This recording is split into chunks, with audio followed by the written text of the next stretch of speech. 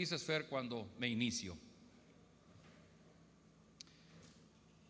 Creer en Dios pareciera que es algo fácil y común, pero en realidad no es fácil creer en Dios. Nos es más fácil dudar de Dios y al mismo tiempo es más fácil creer en cualquier otra persona o en cualquier otra cosa. La incredulidad es simplemente la ausencia de fe. La incredulidad es la terrible enfermedad que nos lleva a vivir sin Dios. Todos nosotros en algún momento somos víctimas de la incredulidad. Y la incredulidad nos lleva a desobedecer a Dios, porque la incredulidad es el cemento que endurece nuestro corazón y nos impide conocer quién es Dios. La incredulidad se origina cuando creemos que Dios es un hombre como nosotros y creemos que podemos tratar de comprenderlo y hasta dudamos de los mandatos que Él nos ha dado. La incredulidad es un cáncer que nos hace confiar en nuestras capacidades, en nuestros recursos. Queridos amigos, la incredulidad nos lleva a ofender a Dios con nuestra actitud de desconfianza hacia Él. Así es, ofendemos a Dios cuando dudamos de Él y cuando simplemente olvidamos sus promesas. Esto es el mayor problema para nosotros, los hijos de Dios, que simplemente somos incrédulos ante nuestro Padre Celestial. Qué difícil es creerle a Dios. Qué difícil es creer en lo que Él nos ha prometido. Miren ustedes cómo vive, cómo se comporta un incrédulo. Un incrédulo quiere razonarlo todo para entenderlo, inclusive, si se puede, a Dios. No le cree a Dios, pero sí cree en sus propios dioses, los cuales Él mismo ha fabricado a su propia imagen y semejanza. El incrédulo es desobediente porque se guía por lo que razona, no por lo que Dios dice. Su seguridad y su tranquilidad está tan solo en aquello que puede entender, ver o tocar. Su orgullo le impide creer en Dios y en sus promesas. Bueno, hasta aquí tal vez diríamos, pues no hay ningún problema. Si yo soy un incrédulo, pues voy a vivir como incrédulo. Pero resulta que el incrédulo tiene ciertas actitudes que le caracterizan. Por ejemplo, el incrédulo vive presa de la angustia y de la desesperación. El incrédulo normalmente vive bajo miedo, temor y pánico. Y el incrédulo normalmente vive confundido o inseguro y vive sin esperanza. Queridos amigos, ¿alguno de ustedes vive así? Porque si alguno de ustedes está viviendo así, les invito a revisar cómo está su confianza en Dios, porque es muy probable que si estamos viviendo así, entonces significa que no hemos aprendido a creer en lo que Dios ha prometido. Les invito a que me acompañen en una breve oración. Padre Celestial, estamos delante de ti y queremos que hoy, Señor, lo que leemos en el Evangelio de la vida del Señor Jesús nos pueda servir para aprender una lección. Permite que así pueda ser, que tu Espíritu Santo nos ilumine. En el nombre de Jesús oramos. Amén. El domingo pasado iniciamos con una serie que llamamos Camino a la Victoria. Y básicamente estamos revisando algunos acontecimientos antes de la Semana Santa, que ya la tenemos a la vuelta de la esquina y que vamos a celebrar el domingo de Palmas, el viernes de crucifixión y finalmente vamos a celebrar el domingo de resurrección. El domingo de resurrección llegaremos al clímax de esa serie de predicaciones porque es el día y el momento en el que el Señor Jesús llegó finalmente a la victoria. Así es que seguimos caminando también nosotros por este difícil tránsito, así como Jesús vivió momentos dolorosos y difíciles, también nosotros los vivimos, pero todos tenemos una esperanza de caminar también rumbo a la victoria. Así es que vamos a tratar de contestar una pregunta que tiene que ver con el tema de hoy. ¿Por qué nos resulta tan difícil creer en las promesas de Dios? ¿Por qué nos resulta tan difícil confiar en Dios? Y básicamente vamos a ver dos puntos. El número uno, porque realmente no conocemos a Jesús. No conocemos al Señor Jesús, no conocemos a Dios. Y quiero usar de base un texto que está en Mateo 17, versículos 22 y 23. Y les invito a que lo lean junto conmigo. Aquí está en la pantalla y lo leamos en voz alta. Y dice así: estando reunidos en Galilea, Jesús les dijo: el Hijo del Hombre va a ser entregado en manos de los hombres. Lo matarán, pero al tercer día resucitará. Y los discípulos se entristecieron mucho. Este pequeño texto verán cómo nos da una gran enseñanza en esta hora. El domingo pasado vimos cuando por primera vez Jesús les anunció a sus discípulos que Él iba a morir, iba a ser llevado a la cruz. Y se acuerdan que el domingo pasado decíamos que Pedro reaccionó y lo tomó aparte y lo reprendió y le dijo: oye, maestro, ¿qué pasa contigo? No es posible que te suceda eso. Bueno, esto que estamos leyendo aquí en Mateo 17:22 es la segunda vez que Jesús les anuncia su muerte a sus discípulos. Déjenme comentar que previo a este evento, en el mismo capítulo 17, habían sucedido dos eventos importantes. Uno de ellos es que Jesús había tomado a Pedro, a Juan y a Jacobo y los llevó a un monte. Los que están siguiendo el tiempo con Dios se acordarán que vimos la transfiguración, ese momento tan especial en el que Moisés y Elías se presentan delante de los discípulos y platican con Jesús respecto de su sacrificio que está próximo. Y entonces se oyó una voz que decía: tú eres mi Hijo amado en quien tengo contentamiento. Y decíamos que este momento sin duda fue algo muy especial para Jesús, porque en su caminar rumbo a la cruz, sin duda alguna que Jesús de repente sentía mucho temor en su corazón. Y esta presencia de Dios en su vida, del Padre Celestial, le debió haber infundido mucha fortaleza. Bueno, pero acto seguido bajaron del monte y entonces llegaron al valle y resultó con que estaba un papá con un hijo enfermo que era como lunático, porque dice el texto que tenía un demonio. Y el papá fue y le dijo: oye, Señor Jesús, pues fíjate que tus discípulos intentaron sanar a mi hijo, pero no pudieron. Y Jesús se molestó y les dijo: generación incrédula y perversa, ¿cómo es que ustedes no pudieron sanarlo? Finalmente Jesús lo sana, e inmediatamente después Jesús se toma un tiempo para hablar con sus discípulos y otra vez les dice: es necesario que el Hijo del Hombre sea entregado y lo van a matar y va a resucitar. Y el texto curiosamente dice al final del versículo 23, solamente dice: y los discípulos se entristecieron mucho. Y ahí quedó impregnado mi pensamiento, porque después de la tremenda noticia que Jesús da, la primera vez Pedro toma a Jesús aparte y lo reprende. Y en esa segunda vez simplemente dice el texto que se quedaron muy, muy tristes. Y uno pensaría, bueno, ¿por qué se quedaron tristes los discípulos?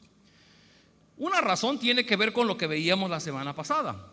Los discípulos albergaban la esperanza de que Jesucristo levantaría un ejército para liberarles del imperio romano. Pero bueno, eso lo vimos la semana pasada. Hay otra razón ahí y que nos da la pauta para el punto clave del día de hoy. Y es que los discípulos realmente no conocían a su maestro. Es decir, ellos se sorprendieron con la noticia y ellos se preguntaban seguramente: bueno, ¿y para qué quiere morir Jesús? ¿Por qué va a morir Jesús? Y si Jesús muere, pues ¿qué va a pasar con nosotros? Y esa serie de interrogantes hacen evidente que ellos no entendían, no conocían a su maestro, no sabían lo que Jesús estaba haciendo. Y solamente para evidenciar un poco más a los discípulos, aprovechando que los tenemos en el texto bíblico, ¿se acuerdan de aquel bello pasaje que está en Mateo capítulo 8? En donde dice que en una ocasión Jesús tomó una barca con sus discípulos y se fueron al mar de Galilea. Y estando en la noche se desató una fuerte tormenta y Jesús estaba tan cansado que estaba dormido en la misma barca. Y cuando los discípulos vieron que la barca empezaba a llenarse de agua y vieron a Jesús dormido, pues fueron a despertarlo y le dijeron: Señor, sálvanos que nos vamos a ahogar. Y el Señor, una vez que se despertó, les dijo: hombres de poca fe, ¿por qué tienen tanto miedo? ¿Por qué Jesús les está diciendo hombres de poca fe? Porque una vez más, seguramente los discípulos habían visto a Jesús sanar a los enfermos, a los cojos, a los paralíticos, echar fuera demonios, pero nunca habían visto que tenía la capacidad de ordenarle al mar y al viento que se calmaran.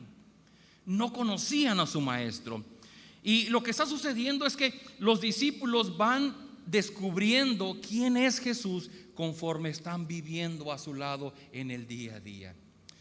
Y queridos amigos, lo mismo nos pasa a nosotros. El tener la fe y la confianza en el Señor Jesús no es algo mágico, no es algo que resolvemos con una simple oración. Es un proceso en el que vamos conociendo a Jesús, y una vez que lo conocemos podemos confiar en Él. Así que, queridos amigos, seamos sinceros en esta hora. Nuestra incredulidad nace de que realmente no conocemos al Señor Jesús. Nuestra incredulidad nace de que no conocemos realmente al Señor Jesús. Somos hijos de Dios, pero ¿por qué como hijos de Dios caemos en pánico? Caemos en reclamos. ¿Por qué, Dios? ¿Por qué me pasa a mí? Te olvidaste de mí, ya no me amas, me estás cobrando pecados del pasado. ¿Por qué los hijos de Dios caemos en incertidumbre, en confusión, en desánimo? Porque tristemente aún no conocemos cómo es el Señor Jesús. Una cosa es que intelectualmente sepamos algunas cosas del Señor Jesús. Por ejemplo, pues sabemos que nació en Navidad y que en Semana Santa lo crucificaron y que resucitó. Inclusive no sabemos hasta alguna de sus enseñanzas, pero realmente no hemos vivido la experiencia de depender y de ver cómo Él puede obrar en nuestra vida para transformarnos y para lograr los milagros que se necesitan. Y queridos amigos, esa es una preocupación, tal vez sea uno de los mayores engaños que vivimos las personas hoy día, y sobre todo los hijos de Dios, sobre todo aquellos que nos ufanamos por ser religiosos. El engaño de creer que conocemos a Jesús cuando en realidad no lo conocemos. Hemos oído mucho de Él, pero no sabemos realmente quién es Él y qué quiere hacer en nuestra vida. ¿Y cómo podemos entonces confiarle nuestra vida al Señor Jesús si no lo conocemos? ¿Cómo podemos creer en sus promesas si ni siquiera sabemos cuáles son? ¿Cómo podemos esperar que Él haga milagros en nuestra vida para sacarnos de los problemas que día a día vivimos? ¿Cómo podemos creer que Él tiene el poder para transformar nuestra caótica vida y hacernos personas verdaderamente libres? Queridos amigos, ¿ustedes realmente conocen a Jesús? Y espero que por un momento tengas el valor de reconocer y decir: sí, efectivamente, yo conozco muy poco de Él. Y sin duda, basta con mirar al interior y ver nuestra forma de vivir, porque nuestra forma de vivir va a evidenciar que nosotros realmente conocemos a Jesús.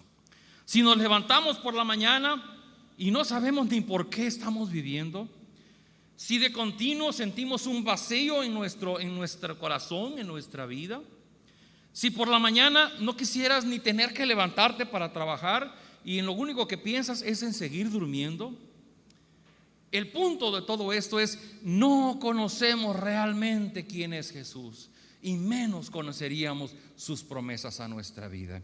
Así que la pregunta que nos hacemos: ¿por qué nos resulta difícil creer en Dios? ¿Por qué? Porque no conocemos realmente quién es Jesús.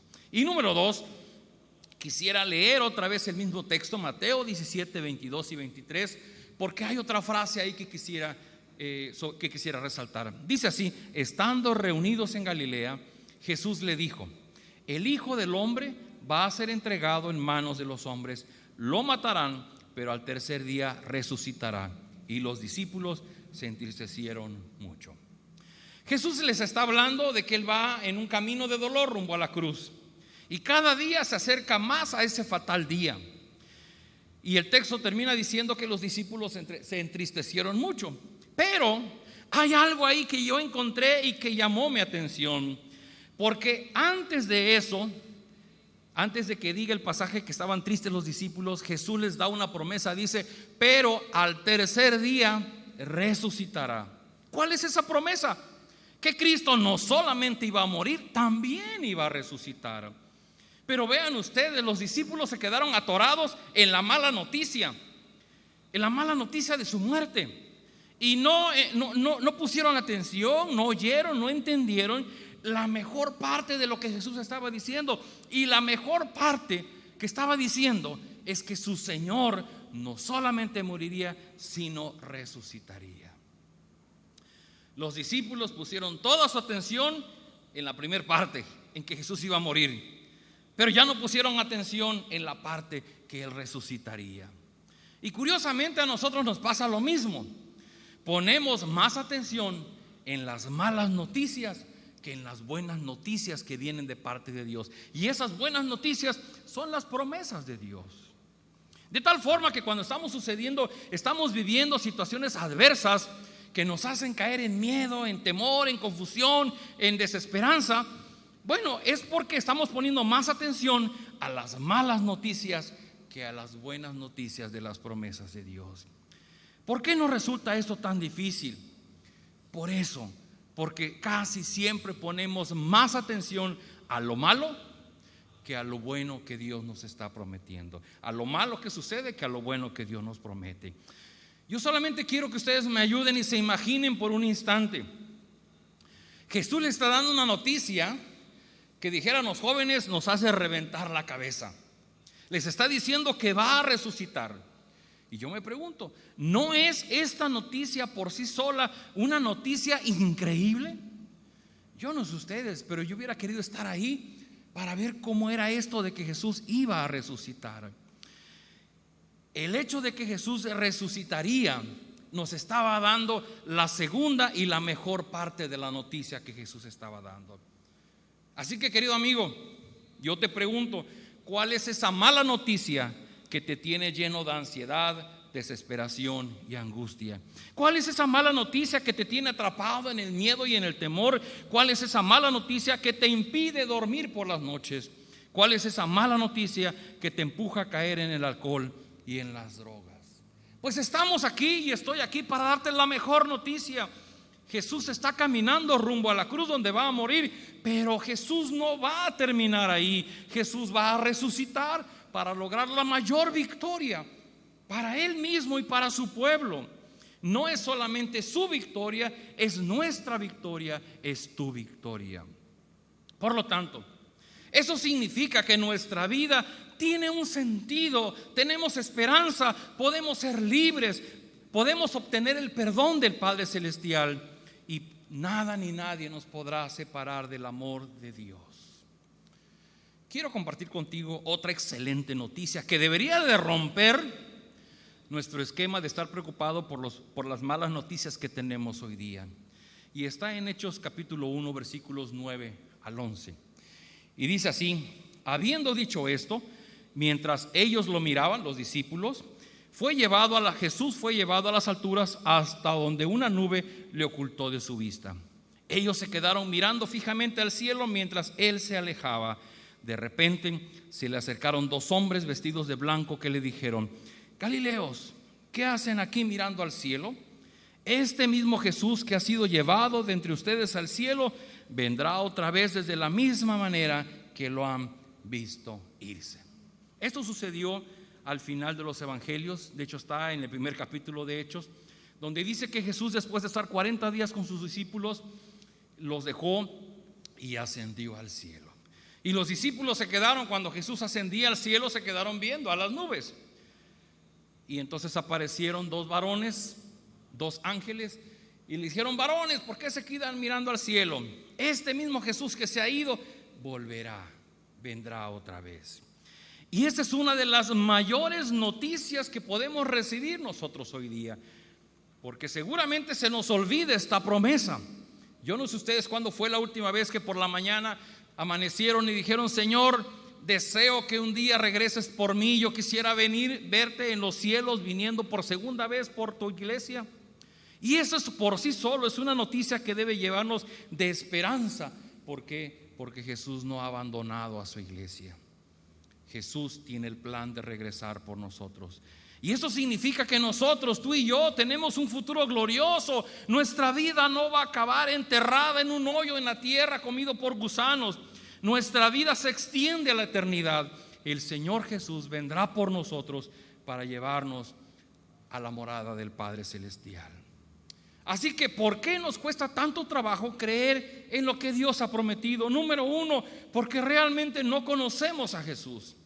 Y número dos, porque de continuo olvidamos y desconocemos sus promesas. Quiero compartir con ustedes lo que dice Hebreos 11:6. Hebreos 11:6, y dice así: en realidad, sin fe es imposible agradar a Dios, ya que cualquiera que se acerca a Dios tiene que creer que Él existe y que recompensa a quienes lo buscan. Es imposible agradar a Dios. Queridos amigos, y sobre todo si son creyentes en Cristo, si son discípulos del Señor Jesucristo, todos los días cometemos el error de decir: debes de tener fe, debes de tener confianza. Pero se nos olvida la última parte, que es la más importante. Debes de tener fe en Dios. Debes poner tu confianza en el Señor Jesucristo. Porque no se trata de tener fe en una medicina, en un remedio casero, en un médico, en un análisis de laboratorio, en una cirugía. No se trata de poner nuestra fe en cualquier cosa que aparezca por ahí. Nuestra fe está puesta en la persona de Dios. Y está fundada en sus atributos, que Dios es eterno, que Dios es omnipotente, omnisciente, que Dios está con nosotros para siempre. De tal forma que la gran pregunta para ti hoy es: ¿te gustaría empezar a confiar en Dios y en sus promesas? Porque número uno, tenemos que ser honestos y reconocer que no conocemos al Señor Jesús. Por cierto, aprovecho para hacer el comercial. Ahora que hemos estado haciendo los videos devocionales donde hemos hablado de Mateo, realmente ha sido para mí mucha alegría, aunque resulta algo pesado. Cuando las personas me escriben y cuando me dicen lo que significa para ellos estar conociendo de la vida del Señor Jesús y cómo esto puede ayudarles, y me dicen: yo quiero tener más información, yo quiero aprender más. Es importante cuando conocemos realmente quién es Jesús, porque es Jesús el que va a hacer los cambios en nuestra vida. Así que número uno, empecemos por reconocer que realmente no conocemos al Señor Jesús, y de continuo nuestras vidas caen en zozobra. Ahora con el COVID nos ha tocado ver a personas que han fallecido, y realmente a cristianos que están junto a ellos que caen en un pánico terrible, que llegan hasta renegar de Dios. ¿Qué es lo que eso significa? Que aunque pasó el tiempo y pasaron los años, realmente su fe no estaba fundamentada en la persona del Señor Jesucristo. Así es que número uno, empecemos por reconocer que no conocemos a Jesús. Lo otro, dispongamos nuestra vida, dispongamos nuestro tiempo para aprender. Queridos amigos, por eso es que en esta iglesia, y al igual que en otras, yo creo, hemos inculcado mucho los estudios entre semana. Ahora estoy trabajando muy duro con los jóvenes, tratando de hacerles un discipulado, que participen de la lectura del estudio bíblico entre semana, porque no hay otra forma. La prédica del domingo en los 30 minutos que nos ocupa no es suficiente para que usted pueda aprender todo lo que necesita acerca de Jesucristo. Usted necesita leer el texto bíblico y que el texto bíblico hable a su vida para que usted pueda todos los días ir experimentando cómo obra Dios en nosotros. Es tiempo de desarrollar una relación personal con Dios. Una relación personal con Dios. No vea usted a Dios como un familiar lejano. Mis hermanos están fuera de Acapulco y con uno de ellos hablo muy seguido, con el otro no tanto. Y con uno puedo saber qué le preocupa, qué le duele, qué piensa. Del otro muy poco puedo saber por las condiciones de su trabajo. Con uno tengo una relación muy cercana, con el otro tengo una relación que no es muy cercana. Y lo mismo nos pasa a nosotros como hijos de Dios. Podemos ser miembros de la misma iglesia, pero estoy seguro que hay personas que mantienen una fiel y una firme relación con Dios. Y puedo ver que hay otros que son parte de la misma congregación que miran a Dios de lejos. Saben, escuchan, quisieran confiar, quisieran conocerle, pero no disponen ni su tiempo ni su voluntad para hacerlo. Queridos amigos, Dios nos permita que cuando llegue el tiempo de la prueba, Jesús caminaba rumbo a la cruz del Calvario.